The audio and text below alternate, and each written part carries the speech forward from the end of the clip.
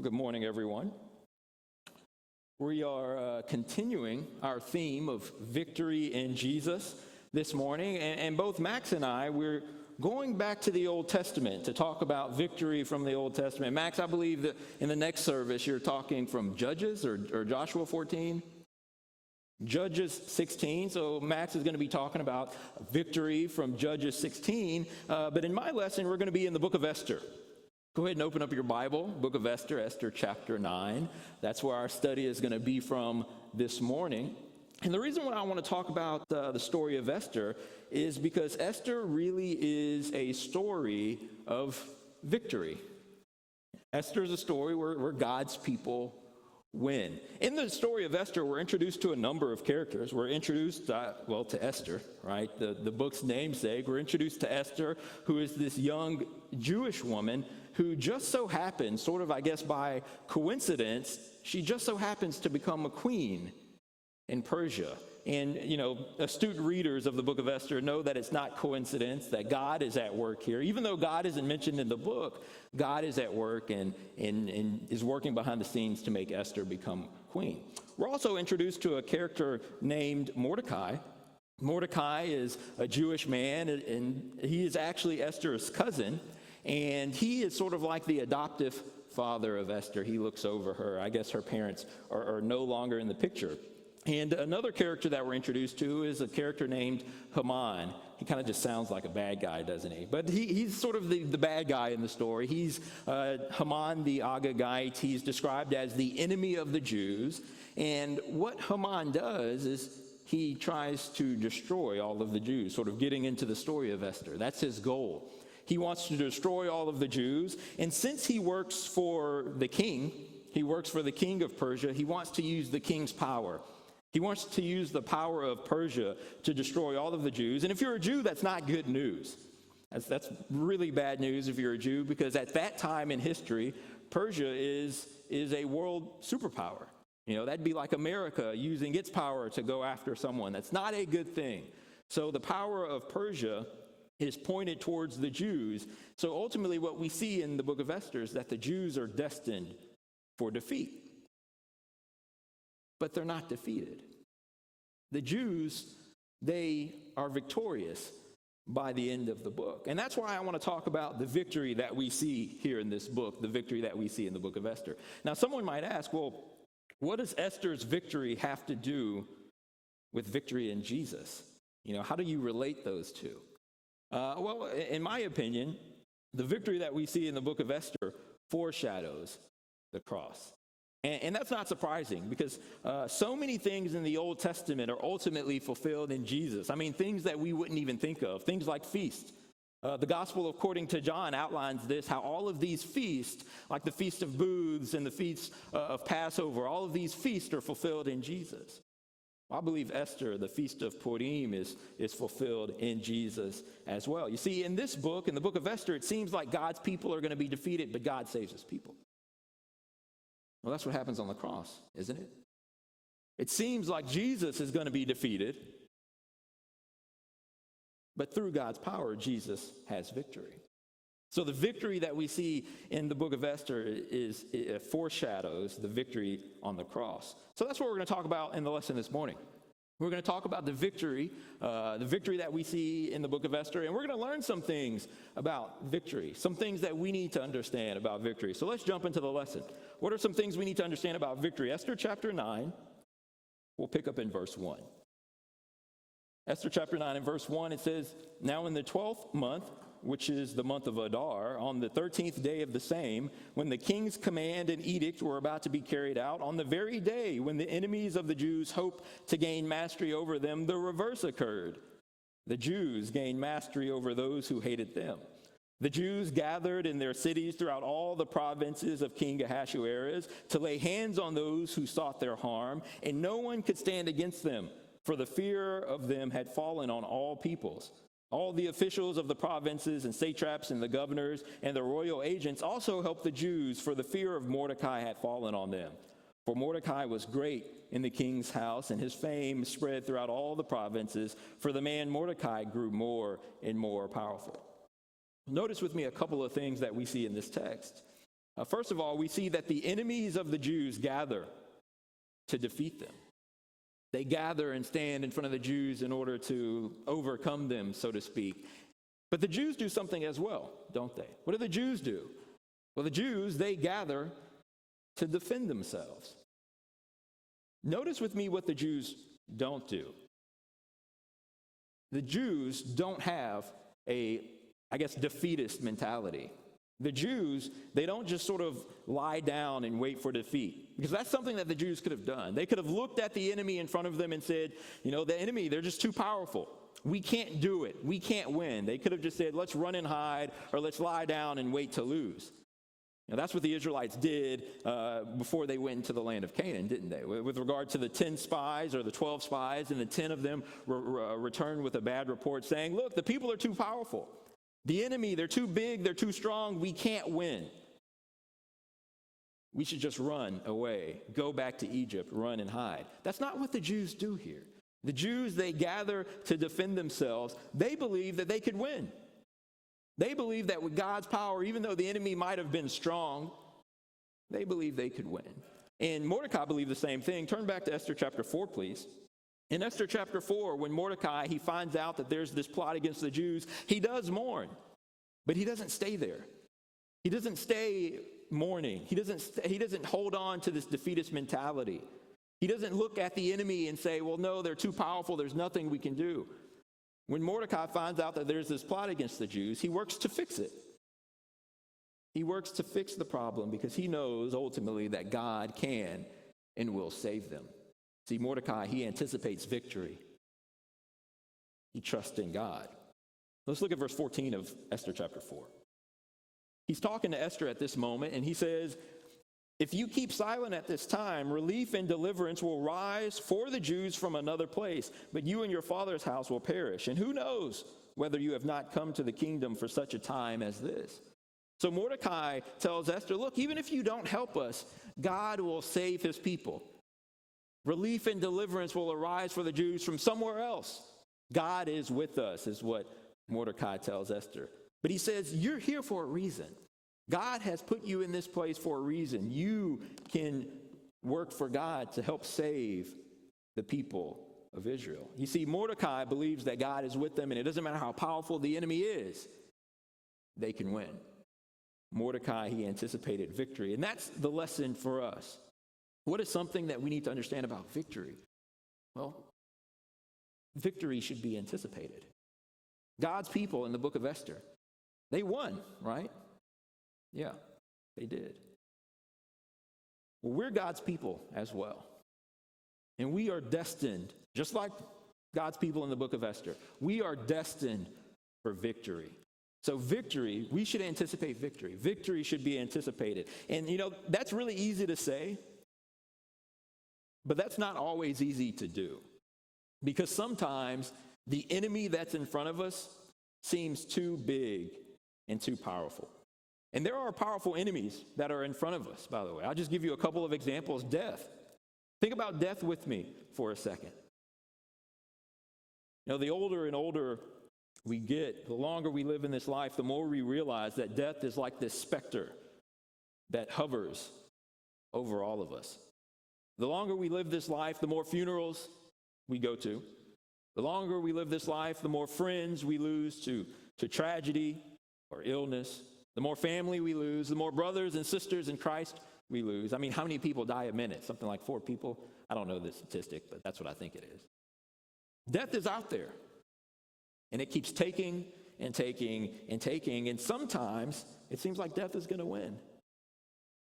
You see, death is this enemy that's in front of us that seems bigger and stronger than us. But it's not the only enemy. Think about another enemy, an enemy that works in the world. You look around the world and you can see this enemy at work. Talking about the enemy, Satan. There are times where Satan, he just seems so much bigger, so much powerful than us. And we see that in the world because Satan, it seems like he has strings woven into every fabric of our lives. He has strings woven into every aspect of our lives. We see this with our entertainment and just the garbage that's on TV or Netflix or whatever it can be. Satan uses that to get to us, to God's people. I think we see it in our politics as well. Satan uses politics to get to God's people. I have to say it, the election's coming up, so just expect it in a number of sermons. Satan wants God's people to create an idol out of politics, because if we do that, then we've fallen into his trap. You see, we look around the world, and sometimes all we can see is evil, the work of the enemy, wickedness. And in those times where we have death on one side, we have Satan on another side, it can seem easy to lose hope. It can seem easy to say, they're just too much. Satan's going to win. Death is going to win. But during those times, we need to remember, it doesn't matter how powerful the enemy is, because God's people always win. Saw this in the book of Esther. Remember, Persia was a superpower. They could have said, no, there's no way we're going to win. As a matter of fact, it looked like they were going to lose, but they didn't. God's people won. They obtained victory. Saw that in the life of Jesus. In the life of Jesus, he was up against some big and powerful enemies. He waged war with Satan. I mean, think about it. He went out into the wilderness to be tempted by Satan, big and powerful enemy. He faced the Jewish government. The political leaders of Israel were after him, trying to kill him. He faced death. You look at Jesus' life up into the cross, and it looks like he loses. But he doesn't. There's victory for Jesus. And Jesus anticipated that victory, by the way. Over and over again in the Gospels, Jesus, he tries to remind his disciples that he's going to die. But remember, death isn't the last word. Every time Jesus mentions his death, almost every time anyway, he also mentions what? His resurrection. And on the third day, I will be raised. Jesus anticipated victory. See, there are going to be times where it seems like we're going to lose.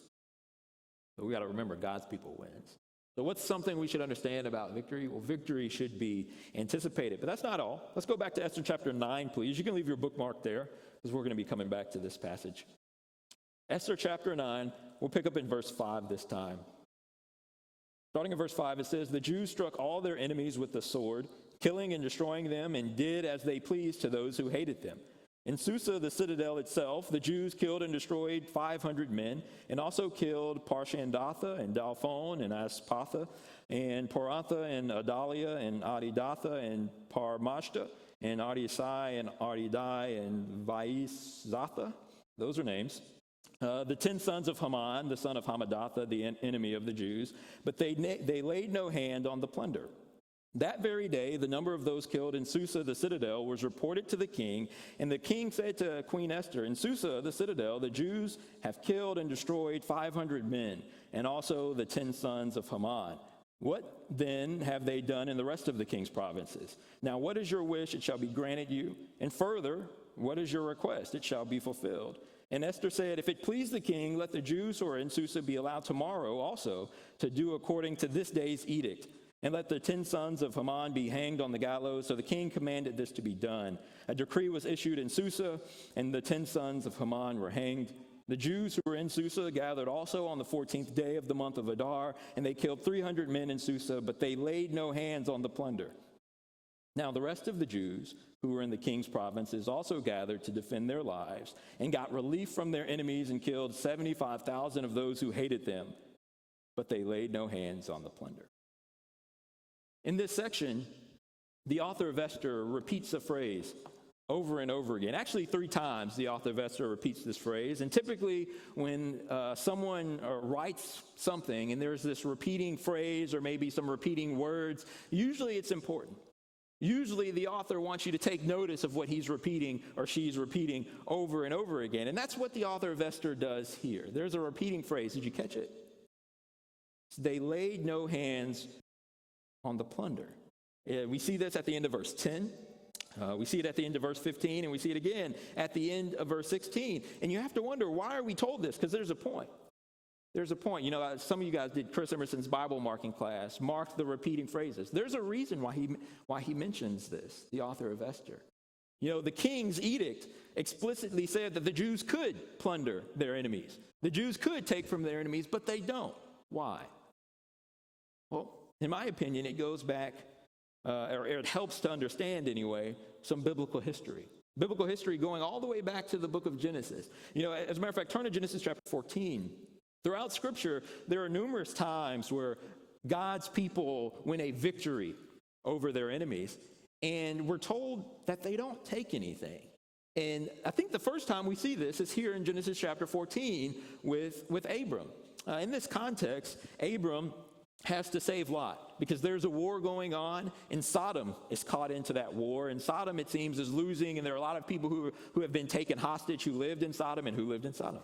Lot, Abram's nephew. So Abram has to go and save Lot, and he does. Abram takes all of his people. Apparently he had a lot of men. He takes all of his people, goes to war, and he wins, rescues Sodom, and rescues Lot as well. And picking up in verse 21 of Genesis 14, we sort of see some of the results of that. And the king of Sodom said to Abram, "Give me the persons, but take the goods for yourself." But Abram said to the king of Sodom, "I have lifted my hand to the Lord, God Most High, possessor of heaven and earth, that I would not take a thread or a sandal strap or anything that is yours, lest you should say, 'I have made Abram rich.' I will take nothing but what the young men have eaten, and the share of the men who went with me. Let Aner and Eshol and Mamre take their share." So here we see that Abraham wins this victory, but he says, you know what, I'm not going to take the plunder. I'm not going to plunder the people because I don't want you to say that you made me rich. Point is, you didn't make me rich. God has been with me the entire time. And this attitude that Abram has where he doesn't take any of the plunder continues on throughout Israel's history. As a matter of fact, there are times where God says, don't take anything. All of this stuff should be devoted to the Lord or devoted to destruction. And when God says that it's going to be devoted to destruction, he essentially means don't take it. Right? Don't take it for yourselves. Don't plunder. Let me give you one more example, and this is the example that I believe the author of Esther is referencing. 1 Samuel chapter 15. Turn there, please. 1 Samuel chapter 15, here we see Saul. Saul is supposed to go to war with the kingdom of Amalek, the Amalekites, and he's supposed to destroy all of them and not take anything, not take any of the people, not take any of the possessions. All of it is devoted to destruction. 1 Samuel chapter 15, let's pick up in verse 1. And Samuel said to Saul, "The Lord sent me to anoint you king over his people Israel. Now therefore listen to the words of the Lord. Thus says the Lord of hosts, I have noted what Amalek did to Israel in opposing them on the way when they came up out of Egypt. Now go and strike Amalek and devote to destruction all that they have. Do not spare them, but kill both man, woman, child, infant, ox, sheep, camel, and donkey." So Saul summoned the people and numbered them in Telaim, 200,000 men on foot and 10,000 men of Judah. And Saul came to the city of Amalek and lay in wait in the valley. Then Saul said to the Kenites, "Go, depart, go down from among the Amalekites, lest I destroy you with them. For you showed kindness to all the people of Israel when they came up out of Egypt." So the Kenites departed from among the Amalekites, and Saul defeated the Amalekites from Havilah to as far as Shur, which is east of Egypt. And he took Agag, or Agag, however you want to say it, the king of the Amalekites alive, and devoted to destruction all the people with the edge of the sword. But Saul and the people spared Agag and the best of the sheep and the oxen and of the fatted calves and the lambs and all that was good, and would not utterly destroy them. All that was despised and worthless, though, they devoted to destruction. So God tells Saul, I want you to destroy everything. Don't keep anything for yourselves. Don't plunder. Don't plunder. But what does Saul do? He takes what he should not have taken. He plunders what he should not have plundered. And Saul is punished for this. Let's jump down to verse 17 now. Verse 17, we'll read a couple verses. And Samuel said, "Though you are little in your own eyes, are you not the head of the tribes of Israel? The Lord anointed you king over Israel, and the Lord sent you on a mission and said, 'Go, devote to destruction the sinners, the Amalekites, and fight against them until they are consumed.' Why then did you not obey the voice of the Lord? Why did you pounce on the spoil?" Another translation might say, "Why did you pounce on the plunder and do what was evil in the sight of the Lord?" So again, Saul takes what he should not taken. He plunders what he should not have plundered. This gets back to the question, I suppose. Why does the author of Esther say they laid no hand on the plunder? My opinion is that the author of Esther wants us to compare what Israel did in the book of Esther to what Saul did here in 1 Samuel chapter 15. You see, Israel succeeded where Saul fell. The author of Esther had Saul in mind. And I can prove this. Who's the king that Saul spared? King Agag. Well, who is the enemy of the Jews in the book of Esther. Yeah. Haman, the Agagite, however you want to say it. Haman is the son in the lineage of King Agag. King Agag, who Saul spared, becomes the person who seeks to kill all of the Jews. You see, Saul's mistake had consequences years and years and years later. And the Jews in the book of Esther have to fix his mistake. And what the author of Esther is trying to show us is that Saul, he took what he shouldn't have taken. But the Jews learned from Saul's mistake. The Jews understood that we're going to do this the right way. It's my opinion that Saul believed that he could define his own victory. Saul, in his own mind, he said, well, we won, so we should be able to take what we want to take. Saul tried to define victory for himself. He believed that he could gain victory by doing it his own way. And what Saul should have realized is that, well, if we want victory, we've got to do it God's way. And that really is the lesson for us. The lesson for us is that victory should be regulated. Victory should be regulated by God's will. We can't be like King Saul. We can't try and define victory for ourselves. We can't try and gain victory by doing it our own way. We've got to rely on God and his will. You know, our culture is a lot like King Saul. Our culture, there's a lot of people in our culture who believe that they can define victory for themselves. They believe that they can gain victory in their own way. Now, some people in our culture believe that victory is tied to happiness. If you want victory, just do whatever makes you happy. You know, if stuff makes you happy, then by all means, get a lot of stuff. If women or men make you happy, you know, get a lot of women or men. Some people in our culture believe victory is tied to happiness, doing what pleases self. They try and define victory for themselves. Some people in our culture believe victory is tied to politics. You want to gain victory? Then your side has to win the election. Some people in our culture believe victory is tied to military might, military strength. Let me just say, these people are wrong. Victory is not obtained by making self happy. It's not obtained by winning wars. It's not obtained by this party or that party over there winning the election. Victory is only obtained by living life the way that God wants us to live life. Our victory should be regulated. Should be regulated by God's will. But that's not all. I got one final point. Let's go back to Esther chapter 9, please. We'll pick up in verse 16. Esther chapter 9 now, verse 16. Now, the rest of the Jews who were in the king's provinces also gathered to defend their lives and got relief from the enemies and killed 75,000 of those who hated them, but they laid no hands on the plunder. This was on the 13th day of the month of Adar, and on the 14th day they rested and made that a day of feasting and gladness. But the Jews who were in Susa gathered on the 13th day and on the 14th day and rested on the 15th day, making that a day of feasting and gladness. Therefore, the Jews of the villages who live in the rural towns hold the 14th day of the month of Adar as a day for gladness and feasting, as a holiday, and as a day on which they send gifts of food to one another. And Mordecai, verse 20, recorded these things and sent letters to all the Jews who were in the provinces of King Ahasuerus, both near and far, obliging them to keep the 14th day of the month of Adar, and also the 15th day of the same, year by year, as the days on which the Jews got relief from their enemies, and as the month that had been turned for them from sorrow into gladness and from mourning into a holiday, that they should make them days of feasting and gladness, days for sending gifts of food to one another and gifts to the poor. So the Jews accepted what they had started to do and what Mordecai had written them. Jump down to verse 26 now. Therefore, they called these days Purim after the term poor.